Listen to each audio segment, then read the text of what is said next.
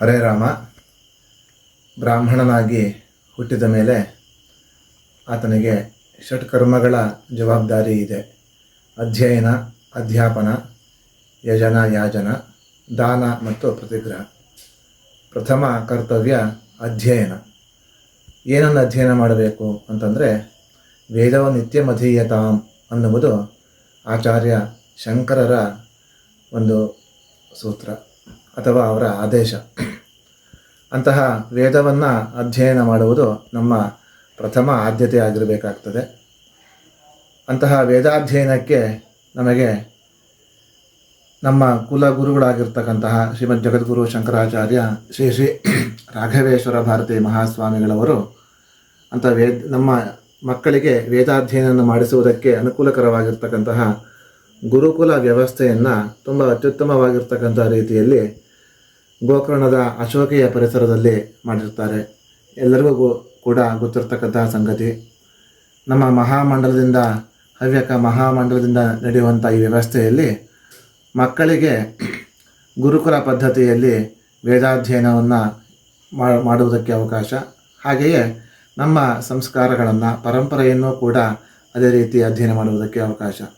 ಈಗಿನ ಕಾಲದಲ್ಲಿ ಬರೀ ವೇದಾಧ್ಯಯನ ಮಾಡಿದರೆ ಸಾಕಾಗ್ತದೆಯಾ ಅಂತ ಒಂದು ಪ್ರಶ್ನೆ ಬಂದರೆ, ಅದಕ್ಕೂ ಕೂಡ ಪೋಷಕವಾಗಿ ಜೊತೆಗೆ ವೇದಾಧ್ಯಯನದ ಅಥವಾ ಪರಂಪರೆಯ ಶಿಕ್ಷಣದ ಜೊತೆಗೆ ಆಧುನಿಕ ಶಿಕ್ಷಣವನ್ನೂ ಕೂಡ ಕೊಟ್ಟು ತನ್ಮೂಲಕವಾಗಿ ಎರಡೂ ರೀತಿಯಾಗಿರ್ತಕ್ಕಂತಹ ಒಂದು ಶಿಕ್ಷಣವನ್ನು ಕೊಟ್ಟು ಅವರು ಆರ್ಷ ಪದ್ಧತಿಯಲ್ಲಿಯೂ ಕೂಡ ನೈಪುಣ್ಯವನ್ನು ಗಳಿಸಬೇಕು. ಆಧುನಿಕವಾಗಿರ್ತಕ್ಕಂಥ ವಿಷಯದಲ್ಲೂ ಕೂಡ ನೈಪುಣ್ಯವನ್ನು ಗಳಿಸಬೇಕು. ಸಮಾಜದಲ್ಲಿ ಗಟ್ಟಿಯಾಗಿ ನೆಲೆನಿಲ್ಲಬೇಕು ಅಂತಕ್ಕಂಥ ಆಶಯದೊಂದಿಗೆ ನಮ್ಮ ಶ್ರೀ ಗುರುಗಳು ಆ ಒಂದು ಗುರುಕುಲ ಪದ್ಧತಿಯನ್ನು ಮಾಡಿರ್ತಾರೆ. ಎಲ್ಲವೂ ಕೂಡ ಗೊತ್ತಿರ್ತಕ್ಕಂಥ ವಿಚಾರವೇ. ಅದರಲ್ಲೂ ಕೂಡ ಶಿವಗುರುಕುಲ ಮತ್ತು ಪರಂಪರಾ ಗುರುಕುಲಗಳ ಹೆಸರಿನಲ್ಲಿ ಶಿವಗುರುಕುಲದಲ್ಲಿ ಗಂಡು ಮಕ್ಕಳಿಗೆ ವೇದವನ್ನು ಪಾಠ ಮಾಡುವುದು, ಚತುರ್ವೇದಗಳನ್ನು ಕೂಡ ಅಧ್ಯಯನ ಮಾಡುವುದಕ್ಕೆ ಅವಕಾಶ.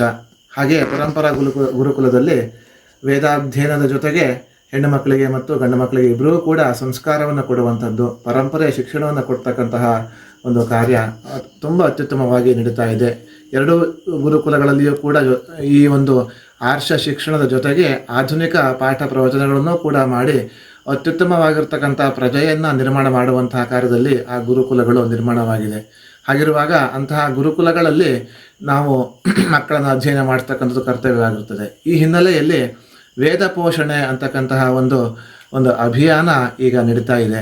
ಆ ಒಂದು ವೇದ ಪೋಷಣೆ ಹೇಗೆ ಮಾಡಬೇಕು ನಾವು ಅಂತಂದರೆ, ಮೊದಲನೇದಾಗಿ ನಾವು ನಮ್ಮ ಮಕ್ಕಳನ್ನು ಆ ಒಂದು ಶಿಕ್ಷಣಕ್ಕೆ ಯೋಗ್ಯವಾಗಿರ್ತಕ್ಕಂತಹ ಅಥವಾ ಆ ವಯಸ್ಸಿನ ಮಕ್ಕಳನ್ನು ಆ ವೇದಾಧ್ಯಯನಕ್ಕೆ ತೊಡಗಿಸುವಂತೆ ನಾವು ಮಾಡ್ತಕ್ಕಂಥದ್ದು. ನಮ್ಮ ಮಕ್ಕಳಾಗಿರ್ಬೋದು, ನಮ್ಮ ಪರಿಸರದಲ್ಲಿ ಇರ್ತಕ್ಕಂತಹ ಅಥವಾ ಬಂಧು ಬಾಂಧವರ ಒಂದು ಸಂಪರ್ಕದಲ್ಲಿ ಇರ್ತಕ್ಕಂತಹ ಮಕ್ಕಳನ್ನು ವೇದಾಧ್ಯಯನದಲ್ಲಿ ತೊಡಗಿಸುವಂಥದ್ದು ಅಥವಾ ಆ ಪರಂಪರಾ ಶಿಕ್ಷಣದಲ್ಲಿ ತೊಡಗಿಸುವಂತೆ ಮಾಡ್ತಕ್ಕಂಥದ್ದು ನಮ್ಮ ಮೊದಲ ಕರ್ತವ್ಯ ಆಗಿರ್ತದೆ. ಹಾಗಿಲ್ಲ, ನಮ್ಮ ಮಕ್ಕಳು ದೊಡ್ಡವರಾಗಿದ್ದಾರೆ, ಉದ್ಯೋಗದಲ್ಲಿದ್ದಾರೆ ಅಥವಾ ಆ ಒಂದು ವಯಸ್ಸನ್ನು ಮೀರಿ ಹೋಗಿದ್ದಾರೆ ಅಂತಕ್ಕಂಥ ಸಂದರ್ಭದಲ್ಲಿ ನಾವೇನು ಮಾಡ್ಬೋದು, ವೇದ ಪೋಷಣೆಯನ್ನು ಹೇಗೆ ಮಾಡಬಹುದು ಅಂತಕ್ಕಂಥ ಒಂದು ಪ್ರಶ್ನೆ ಬಂದರೆ ಅದಕ್ಕೂ ಕೂಡ ಅವಕಾಶವನ್ನು ಈ ಒಂದು ವ್ಯವಸ್ಥೆ ಕೊಟ್ಟಿದೆ. ಹೇಗೆ ಅಂತಂದರೆ, ಆ ಗುರುಕುಲದಲ್ಲಿ ಅಧ್ಯಯನ ಮಾಡುವಂಥ ಮಕ್ಕಳಿಗೆ ಪೋಷಕವಾಗಿರ್ತಕ್ಕಂಥ ವ್ಯವಸ್ಥೆಯಲ್ಲಿ ನಾವು ಭಾಗವಾಗಿ ಇರುವಂಥದ್ದು ಅಂತ.